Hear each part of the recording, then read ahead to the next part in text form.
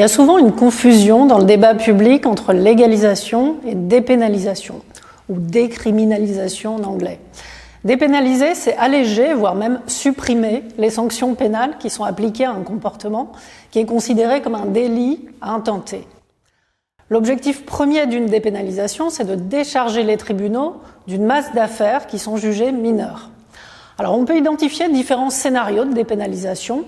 Ça peut passer par diminuer les sanctions pénales, par exemple en supprimant les peines de prison. Ça peut aussi consister à supprimer toute sanction, par exemple pour la détention de drogue en dessous d'un certain seuil légal, comme l'a fait la République tchèque depuis 2010. Ou encore, ça peut consister à modifier la nature même des sanctions encourues, par exemple quand une sanction pénale est remplacée par une sanction administrative, typiquement une amende.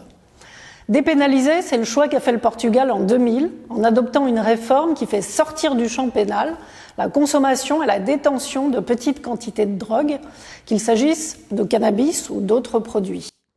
Le parti pris, ça a été de considérer les consommateurs de drogue comme des malades plutôt que comme des délinquants et de favoriser une logique d'accompagnement vers les soins.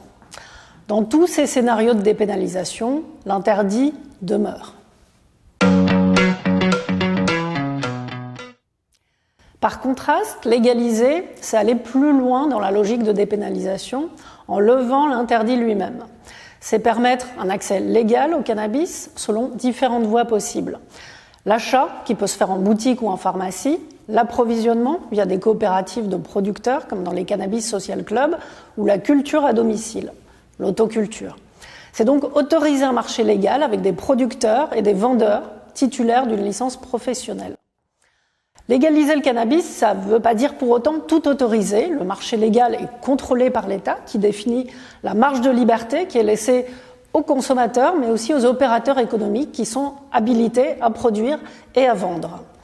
Avec la légalisation, les pouvoirs publics revendiquent souvent une régulation qui va de pair avec des restrictions plus ou moins strictes selon les pays, comme ça existe pour l'alcool et le tabac, et qui inclut toujours une interdiction pour les mineurs. Aujourd'hui, en février 2024, les pays qui ont ouvert un marché légal du cannabis à usage non médical, c'est l'Uruguay, le Canada et 24 États sur 50 aux États-Unis, où persiste néanmoins un interdit fédéral. D'autres États autorisent la culture à domicile ou les Cannabis Social Club, par exemple en Europe, Malte ou prochainement l'Allemagne. Contrairement aux idées reçues, les Pays-Bas n'ont pas légalisé le cannabis. Depuis les années 70, la vente et la consommation sont tolérées dans les coffee shops. C'est donc un régime de dépénalisation, c'est-à-dire que le produit reste interdit, mais il est possible d'acheter et de consommer dans des coffee shops. Cependant, ce modèle de tolérance, il repose sur un paradoxe, puisque ce cannabis est produit illégalement.